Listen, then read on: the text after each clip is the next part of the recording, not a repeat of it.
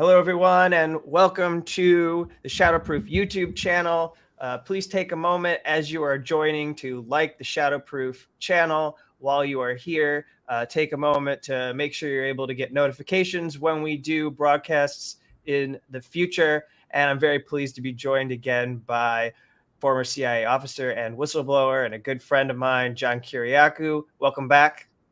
Thanks, Kevin. Very happy to be back. It's very timely that we are getting together. We kind of planned this ahead, but today, the subject of our show, it would seem the person who is behind this leak that we're going to be talking about was arrested. There's a very good chance, I think we could be 99.99% certain, that the Justice Department found the individual who was involved in this leak, which has dominated a lot of our attention over the last week, a little bit over a week, that we've been discussing in the media. There's been a lot of discussion over these highly sensitive documents that came from the Pentagon.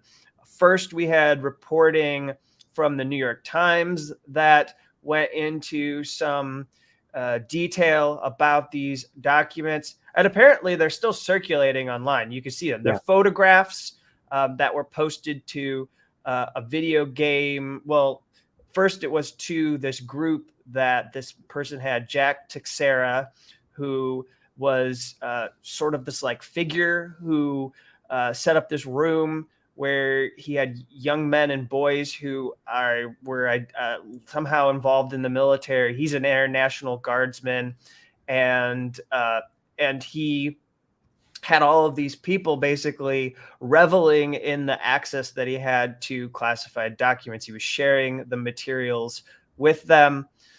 So I'll let you get in here, but I'm just trying to set this all up for everyone because there's a lot that has been going on. And in the last 24 hours, we saw that the Washington Post came out with this big story that was identifying that he was on a military base.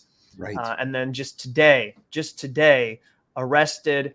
And so before I get your first reaction to what we're dealing with here, I'd like to play Attorney General Merrick Garland presenting that they had arrested this man. Today, the Justice Department arrested Jack Douglas Teixeira in connection with an investigation into alleged unauthorized removal, retention, and transmission of classified national defense information. Teixeira is an employee of the United States Air Force National Guard. FBI agents took Teixeira into custody earlier this afternoon without incident. He will have an initial appearance at the U.S. District Court for the District of Massachusetts. I want to thank the FBI, Justice Department prosecutors, and our colleagues at the Department of Defense for their diligent work on this case. This investigation is ongoing. We will share more information at the appropriate time. Thanks, everyone. Okay, so to let you in, I just have one more basic detail. We're looking at over 100 documents, it looks like, that were probably shared. And then again, just to stress what has been kind of bizarre about this and how it isn't the sort of standard case that we've been discussing in the past between you and me, John. You know, we typically are talking about people who leaked information to the press, or perhaps they themselves revealed information publicly through some means. This person was posting this to Discord in this exclusive group, and then it looks like a teenage user went and shared it to a video game chat room for Minecraft and was settling an argument by showing off a photograph to one of these documents. We'll get to the documents after I let you in here. I mean, your reaction to what we're seeing with the arrest of Jack Teixeira.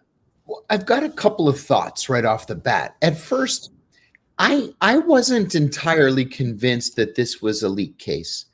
I thought that there was evidence that might suggest that it was a covert action program, only because, for example, on the information that was relevant to the conflict in Ukraine, both the Russians and the Ukrainians denied the veracity of the information.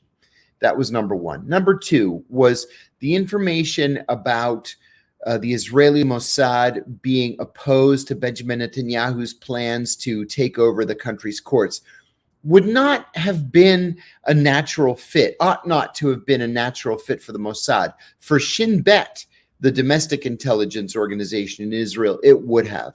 But for Mossad, that just didn't make any sense to me. And the third thing that I thought was odd was the report that the Egyptians had apparently planned to sell missiles to the Russians, but President Abdel Fattah al-Sisi had told underlings not to let the Americans know because the Americans would have been upset. Well, you can't move a missile 10 feet anywhere on planet Earth without the satellites capturing the movement and reporting that back to Washington. So I thought, this is almost just too convenient for it to be a leak. I wonder if they're leaking it on purpose.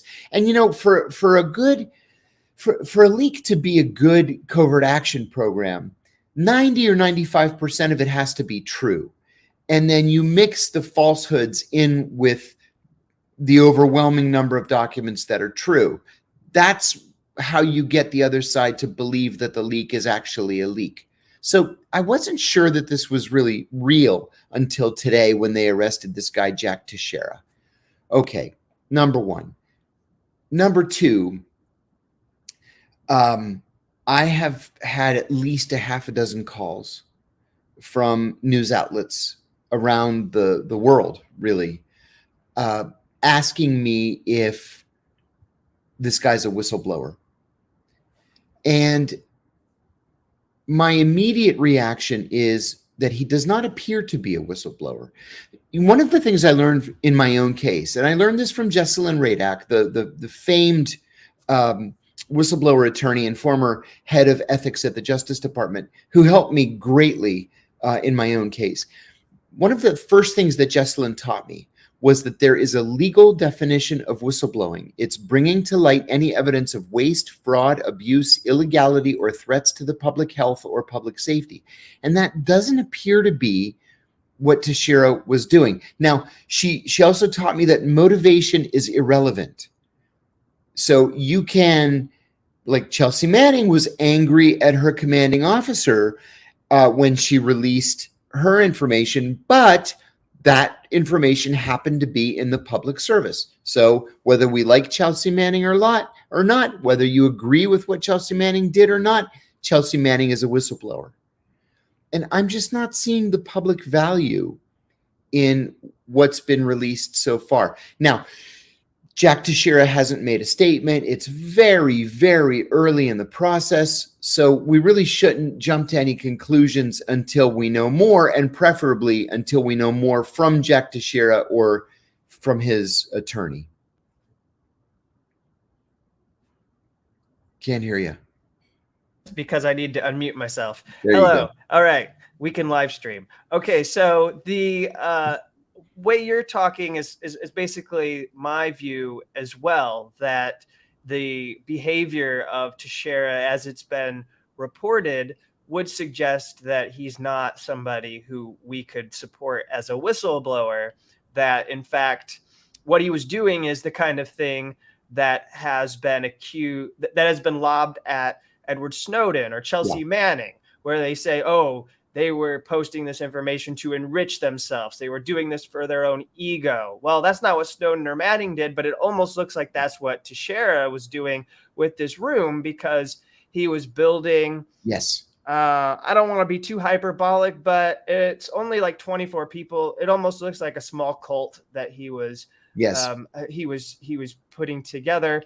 And I mean that in just like the definitional sense. I'm not suggesting that he was doing anything that was particularly harmful to the people in the group, but just that like he was trying to boost his image among this small group of people through his access to this information, which is exactly what I would imagine when you go through training, you would be told not to do. I mean, yes. like you can't do this to boost your stature in your community. I'm glad that you raised that, because that was a point that I was hoping to make too. That normally when people leak information that's not for the purpose of whistleblowing, they do it for a very small number of reasons. Number one is adrenaline, the excitement of leaking something, watching it hit the press, and then just sort of sitting back and watching the fallout. Number two is to impress somebody, usually to impress a journalist. Oh, check out my access. I have access to such important information. Take a look at it. And number three, revenge. Maybe you've been passed over for promotion, and by God, you're going to get back at your boss, and you're going to do that by leaking this information, embarrassing the whole organization, the military, the CIA, the FBI, whatever it is. This appears to be, again, at this early stage, this appears to be an effort by an immature young man to impress people. And we know from the Washington Post yesterday that when he was posting this stuff on Discord, he was annotating it to explain what some of the code words meant, like no foreign or ORCON. No foreign meaning not releasable to foreign governments, ORCON meaning originator controlled, and then got angry that nobody was asking questions about it. So that sort of leads me to believe that this is not a whistleblowing case. And he's in trouble because what he did by the letter of the law is how the Justice Department would prosecute, or what the kind of case they'd be looking for to prosecute someone for violating the Espionage Act. And in that statement that Attorney General Merrick Garland gave, he speaks about classified national defense information, which is the tell that they are going to probably tomorrow, when he's arraigned, charge him with violating the Espionage Act. Not for all 100 documents, but likely a handful of them, so that they have enough to put him in prison. And this is so high profile. It's brought a lot of embarrassment. If you listen to the Pentagon, they didn't know who was leaking. They had no idea what this was that was happening. And I think it's brought shame to them, because it looks like they're not able to guard their secrets. So they're probably going to do a lot to bring an Espionage Act case against him. I think that they will do a lot. And I think that this will end up being, going to a plea bargain. Yeah. He'll take a plea to an espionage charge, or 2 or 5 or whatever it's going to be. And he's going to get a substantial prison sentence. You make another important point there, Kevin. And that is the embarrassment that this has caused the federal government. They genuinely didn't know where this was coming from. And they didn't know he was posting. Sorry to interrupt you, but it was going up in early March. And for 3 weeks, this was out there. Nobody paid attention. It was just sitting there for 3 weeks. And so 2 crazy things happened earlier this week because they didn't know where it was coming from. Number one, the Pentagon restricted access to the Secretary of Defense's morning briefing, and the morning briefing that is given to the Joint Chiefs of Staff. Now, when they say morning briefing that goes to the Joint Chiefs or to the Secretary, plus their aides and their hangers-on and their deputies and their deputies. So it's not just the Joint Chiefs and the Secretary of Defense. It's 50 people that are getting this briefing. They're tightening that up significantly. So it's closer to 10 or 20 people that are going to get the briefing. Day before yesterday, the CIA announced that it was going to begin phasing out printers. Can you imagine this? They're going to start phasing out printers. So people can't print these documents and take them home, or make photocopies of them, or do whatever it is they're going to do to try to get them out.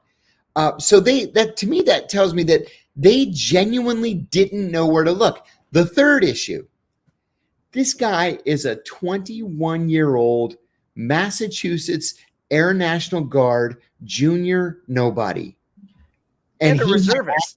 And a reservist. And a reservist on top of it. And he had access to this kind of classified information?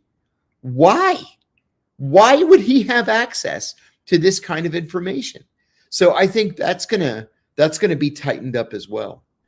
And that suggests a lot, because I can't help but bring in all the work, all of everything that we both have been paying close attention to over the last 10 to 15 years. You, because of what you went through in your case, going through a prosecution, me following Chelsea Manning, seeing that they developed an insider threat program under Obama. All of this technology and infrastructure was supposed to be put in place. Yes. And I suppose what it comes down to is that's still not enough. I mean, basically we learn what people like NSA whistleblower Thomas Drake and others have taught us, is that they're collecting so much that they probably don't even know where to look to identify insider threats. Yeah. And when you create something like 1 million new classified documents a week, I think is the number, or 3 million a week, whatever the number is, I don't recall now. And you have 50,000 people who have top secret security clearances. How can you possibly keep a lid on all that? It's just not possible. Yeah, so let me just, again, I want to emphasize some of the sensitivity of what has been posted. So I just would like to show some of these headlines. And it is kind of remarkable. So there's a little bit of conversation about the news media that we should have here and how they've handled this. Okay, so on one hand, like you get these organizations that go on and on when Edward Snowden and Chelsea Manning have released documents, and WikiLeaks have published documents, and they're repeating these things like, oh, WikiLeaks has blood on their hands and they're taking it seriously, and then and they're suggesting that certain things would damage the standing of the US military, the image, the ability of wars to be fought, and they're taking that very seriously. And in this instance, even though they support the war in Ukraine, they support the efforts of what are unfolding with NATO, and they want to defeat Russia and beat them in the preemptive military invasion that Russia launched. The fact is that they were aggressively investigating these documents. Like, look at this. So I just want to make this point that they start off by highlighting that the leaked documents reveal the depth of the U.S. spying efforts and Russia's military struggles. They're revealing how much the U.S. government had penetrated Russia in different parts of the government and in their intelligence services, and how much they knew about Russia. Again, like, I'm not saying that I'm against this. I just want to point out that you're told all the time by these media institutions how to think about certain things that are published and that come from security agencies, especially when it comes to leaks. And it's like they were really encouraging the spread of this information, even when they support this effort in Ukraine. And you have here that leaked documents suggest Ukrainian air defense is in peril, if not reinforced. I mean, we kind of knew that they had problems, but this lays it out in some great detail. And then you have this in particular, which suggests that they were spying on South Korea because they wanted South Korea to do more to support the war in Ukraine. And then, of course, this just goes back to what we learned from the Washington Post. But I mean, to that point, that all the time, like if it's WikiLeaks, it's bad. But if the New York Times is digging into these leaks that could be damaging to the U.S. government, it's just fine. You're absolutely right. I had a German reporter call me yesterday, and we talked about exactly this issue. And she said, I don't believe that these documents are real. And I said, really, why is that? And she said, because, for example, the South Korea document, it shows that the American government was spying on South Korea, and South Korea is an ally. And I said, but it's well documented that the U.S. spies on its allies. On Germany. And I said that. I said, just ask Angela Merkel. She'll tell you all about the CIA spying and NSA spying on her. And she said, yes, but that's in the past. And Hillary Clinton apologized for it. I have a hard time believing that the CIA would continue to spy on Angela Merkel. And I said, with all due respect, only a fool would think that the United States wasn't spying on its allies. I said, look, thanks to Ed Snowden, we know that NSA spies on everybody, all of us. If they're spying on me and they're spying on you, why wouldn't they be spying on Angela Merkel? And she said, well, I didn't think about it that way. And I said, yeah, they are. They're spying on everybody. And they're spying on Ukraine, partly because apparently Ukraine doesn't trust us because they believe we're going to leak their secrets. So that's coming out in the documents that apparently we have to spy on Ukraine to find out things about the health of their military operations. Yes, I think you are exactly right. I think you're exactly right. And there was another point that I made with her that I want to sort of reiterate with you.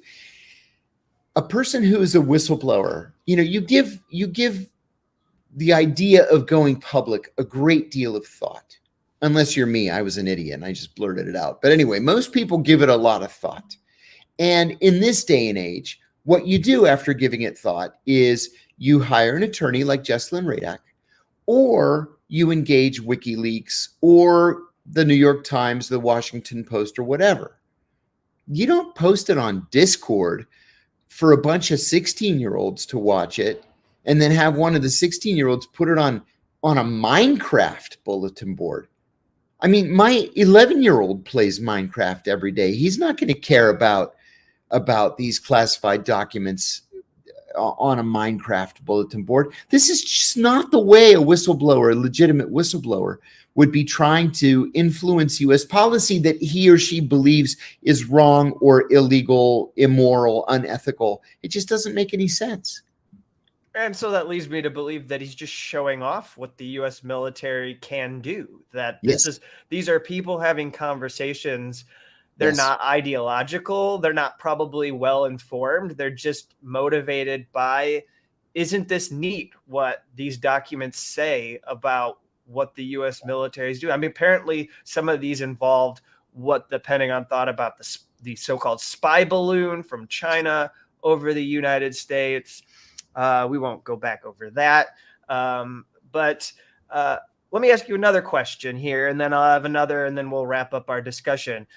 So as we wind this down, it's been brought up by a good colleague and a friend of mine, Matt Kennard, that he objected to how it looks like the New York Times worked with Bellingcat and is celebrating their ability to unearth and identify this Jack Teixeira. What do you think about the way that the media wanted to uncover and help the FBI figure out the source of these documents, even as they were publishing scoops? Some of these headlines are some of the biggest headlines related to the war in recent months.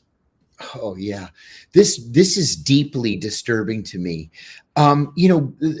Organizations like Bellingcat, for example, or Hamilton 68, I think these are very dangerous organizations in that they purport to be independent.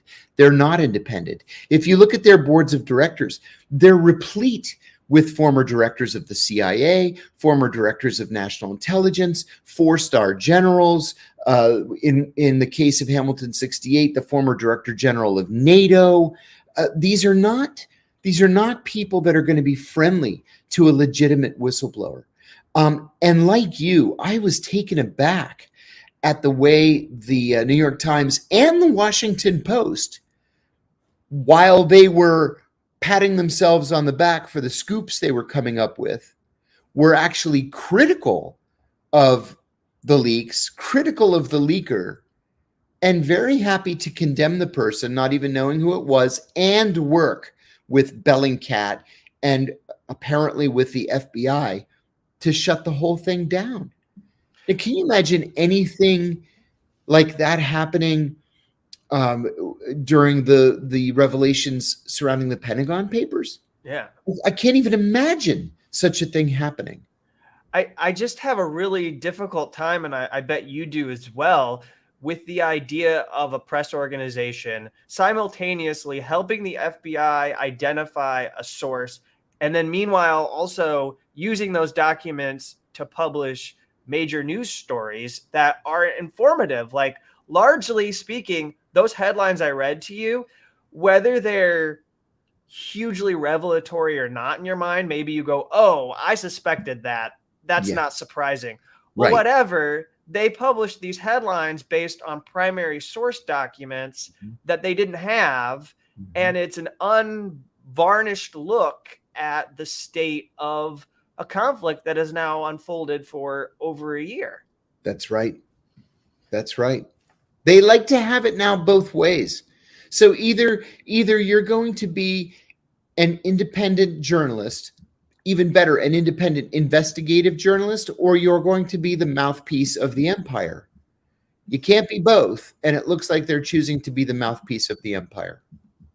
All right. So I'd like to get your reaction here to some of these details that are in the story from the Washington Post. I build our conversation as the wild story behind this leak. And in fact, the news media has been really hung up on this. And I think it is very different from Snowden. I think it's very different from Chelsea Manning. That's what you said earlier. And I've been saying something along the lines. But one of the reasons why it's different is because you have this culture of what went on. And as you were saying, you already shared the detail that was in the Post story about how they were just transcribing these to start off. The reason why Jack Teixeira got himself in trouble is he was taking photos of actual documents. And as people have said, he took pictures of the documents on his countertop. And there were also objects in his home where people could see things that would help the FBI identify his location. Coffee mug, a plant. Yeah, exactly. And not very good. Maybe if he continued to transcribe the documents, he would have gotten away with it, actually, because there's nothing physical for us to share. Right. And you remember the FBI whistleblower, Terry Albury. Terry doesn't get a lot of press, but he's the one who blew the whistle on systemic racism at the FBI. He took a photograph of his computer screen at the FBI, and the FBI, went through security coverage, security footage of literally every FBI field office that they had in America until they found a shot of him taking the picture of the screen, and that's how they got him.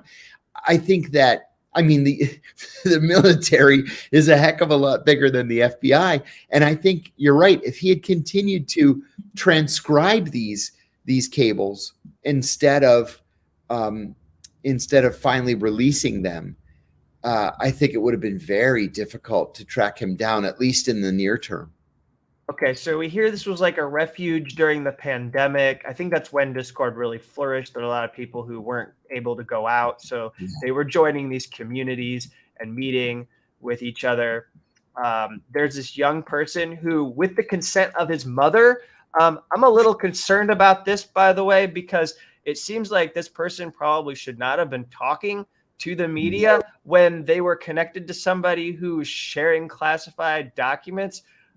They're like very easily could have been hauled before a grand jury to be forced to testify against this person who they revered. This young person, I don't know how old they are exactly. I know they were a teenager, but they really looked up to this Jack Teixeira, and the government could have put him through a lot of pressure to testify against him if they needed it. Okay, so they talk about this tight-knit family, and then here's what they say. Rather than spend his time copying documents by keyboard, he took photographs of the genuine articles and dropped them in the server. These were more vivid and arresting documents than the plain text renderings. Some featured details of battlefield conditions in Ukraine and highly classified satellite images of the aftermath of Russian military missile strikes on Ukrainian electrical facilities. They also have sketches of the potential trajectory of North Korean ballistic nuclear missiles that could reach the United States. That brings to mind Stephen Kim, who got in trouble releasing information to James Rosen, because that Yes. involved North Korea's nuclear Yes. weapons capabilities. So then it goes on to say that the dramatic and yet nonchalant presentation reminded the group that OG could lay his hands on some of the most closely guarded intelligence in the U.S. government. If you had classified documents, you'd want to flex at least a little bit, like, hey, I'm the big guy. This young person said, who was speaking to the Post. There's a little bit of showing off to friends, but as well as wanting to keep us informed. I mean, I think more of it is flexing, but then they go on to present that he was at a shooting range at one point. Right. They describe this and how basically, he yelled racial slurs and epithets into the camera. So anyways, let's end by this. Just considering, I always like to focus on the powerful, the people who are actually in the centers of power, who get to make the decisions. In this moment, it's really tough. We are put in this position where we're supposed to judge the actions of someone like Jack Teixeira and say what he did or didn't do, and make judgments on what is right and wrong. And I think it's, I know where I come down on it, but I think what's a more useful point to end on in our conversation is more towards the policy questions of our government, which is that we continue to see the Espionage Act being wielded, and I would expect it to be wielded again tomorrow. And when we look at this case, I would like to know what your opinion is. But when I look at this case, this looks like a clear and deliberate mishandling of classified information. But really, we should ask ourselves, should Jack Teixeira be punished as if he's a spy? Should he be treated as somebody who betrayed his country and set back the war effort in Ukraine and helped Russia? Because that's how he's going to be treated by the Justice Department. Yeah, and I think that the answer to that question is no, he shouldn't be. I wrote an op-ed not too long ago. It was when Donald Trump was caught with classified documents at Mar-a-Lago. And Joe Loria at Consortium News entitled it, "Don't Charge Donald Trump with Espionage or Anybody Else." And it's because the Espionage Act is broken. Did the guy commit espionage? In my mind, no, because in my mind, espionage is done on behalf of a foreign country. Did he mishandle classified information? Absolutely, yes. And he should be punished for that. But espionage to me is something that's different. Now, I'm going to lose that battle because the Espionage Act is used exactly for cases like this, as well as for whistleblowers and leakers and traitors, and everybody else is all just lumped into one category.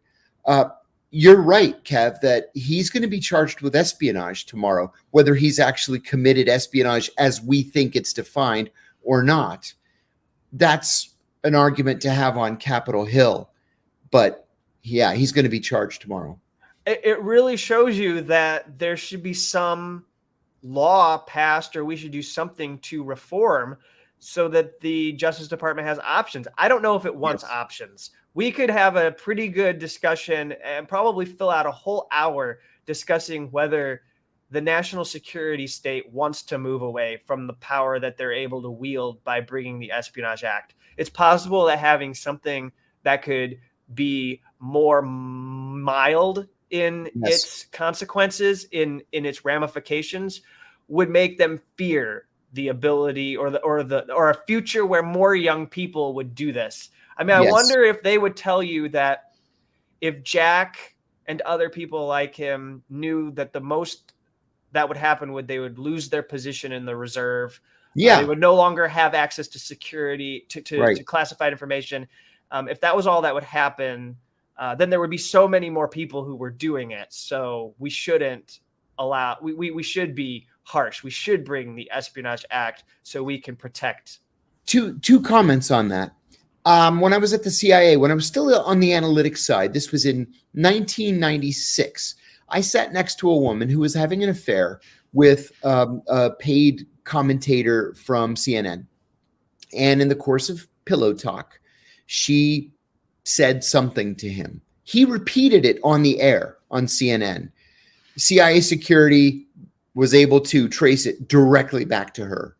And as soon as they called her in, she confessed in tears. Today, she would be charged with espionage and she would be facing 10 years in prison. In 1996, she was given 4 weeks without pay. They put a letter in her personnel file and she was not eligible for promotion for 1 year. Now, that was an appropriate punishment. She didn't deserve to go to a maximum security penitentiary for 10 years for letting something slip out. But the Espionage Act today is this one-size-fits-all punishment. Before I joined the CIA, I worked at the Office of Personnel Management as a federal investigator doing investigations for people's background investigations for people's security clearances. There was one person, a woman that I was investigating, and a year earlier, she had taken a classified briefing book home with her. She stopped at a bar in Old Town, Alexandria, Virginia, because it happened to be St. Patrick's Day, and she got drunk. And then when she left the bar, as she was getting into a cab, she put the briefing book on the roof of the cab. The cab drove away, and the briefing book flew everywhere.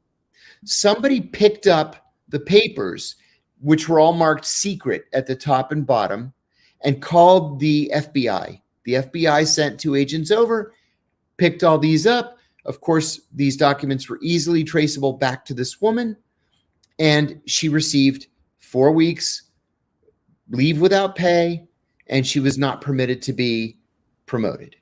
Now, again, today, that's an espionage charge carrying 10 years in prison.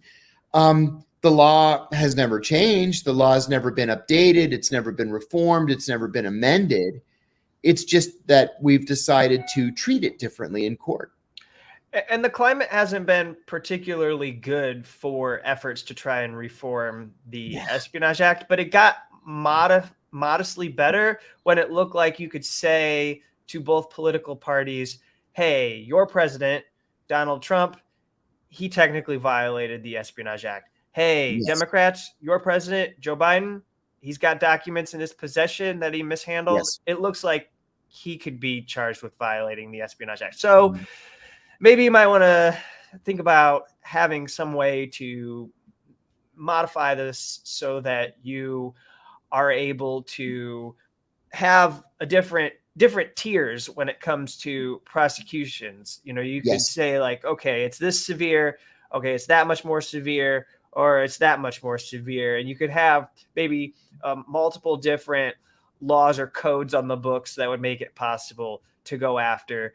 But we just have this one size fits all, as basically people like Jesselyn Radek have called it. It's a sledgehammer that you can bring down over people like you, anybody who's leaking, and it doesn't matter your motivations.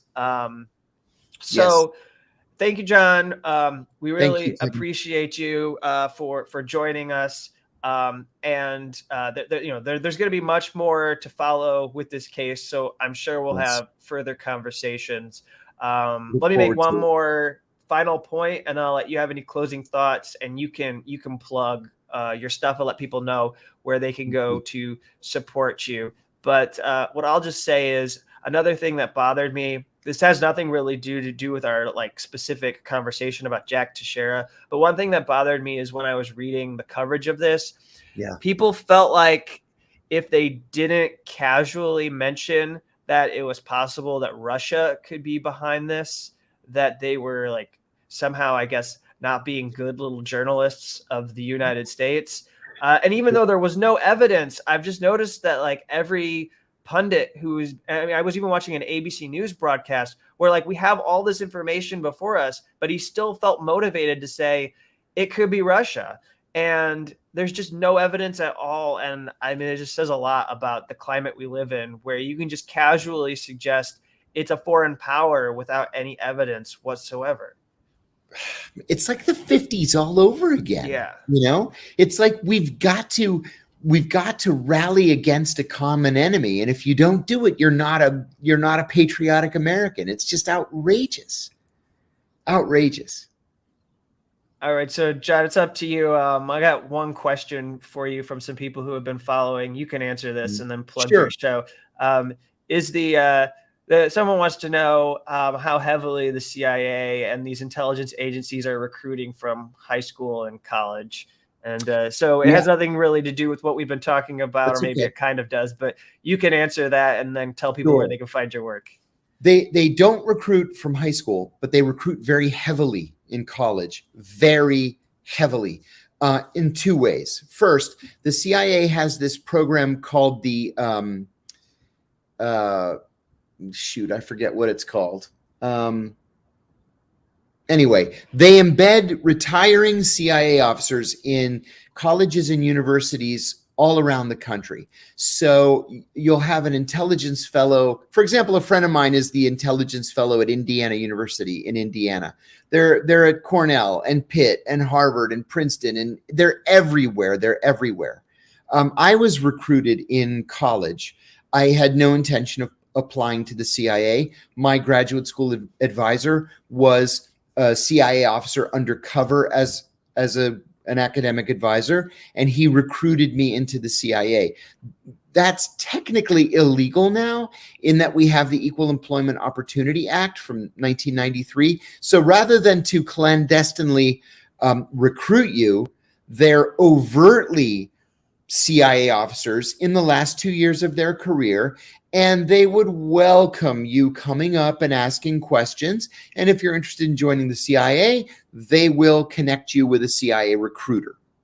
That's one way. The other way is the CIA recruiters actually go to all of these schools all around the country. My ex-wife was a CIA recruiter, and they'll do job fairs at 200, 300 colleges around the country every year. They're looking for very specific skills. They're looking for hard foreign languages, 14 specific foreign languages. They're looking for people who are very, very tech savvy. But, when I was recruited, on the day that I was sworn in, on one side of me was a hairdresser who got a certificate from the Falls Church, Virginia School of Beauty. She became a master wig maker. And on the other side of me was a guy who had a cartoon in one of the local free papers, and he became a master forger. So they're looking for everybody, and they're on universities like white on rice. And where can people subscribe to you? Yes, thank you. I am on Substack now. I just got my Twitter account back. It had been hacked by some lowlife, but 3 weeks later, yesterday, I got it back. So I'm at John Kiriakou, and same thing at Substack. It's johnkiriakou.substack.com. All right. Well, and thank you for the kind thoughts on the Julian Assange rally from a couple of days ago. Guy tried to set himself on fire, and a couple of us were able to disrupt him. So thank you for those kind thoughts. Well, you're a lifesaver, and you're also, we don't know. That guy could have lit himself on fire and then ended up lighting other people on fire at the rally, depending on how. He was trying. I'll tell you, he had doused himself. He doused his genitals and then his clothes in Sterno. He had this bottle of Sterno, and he was so nervous that he was shaking. And only because he was shaking, he couldn't get the lighter lit. And so Skip Keltenhauser knocked it out of his hand, and I kicked it and I shoved him, and he didn't light himself on fire. But you had security at the protest that was protecting all of you. Right. Guys, right. So he showed up after you tackled him. Yeah. Right. It was after I tackled him, the guy finally got up off the hood of his car and came over and said, maybe you're under arrest. It's awful. It's the good, fine people of our country that are protecting us and protecting our kids in schools from being shot at. So exactly. And this guy was all laden down with body armor. The cop was. It's like, dude, are you going to come over here and help us? All right. Well, everyone, thank you for tuning in. I'm just going to throw this up here so everybody who stumbles on this video knows that this is where you can find me and my work. I'll be covering regular updates on Jack Teixeira.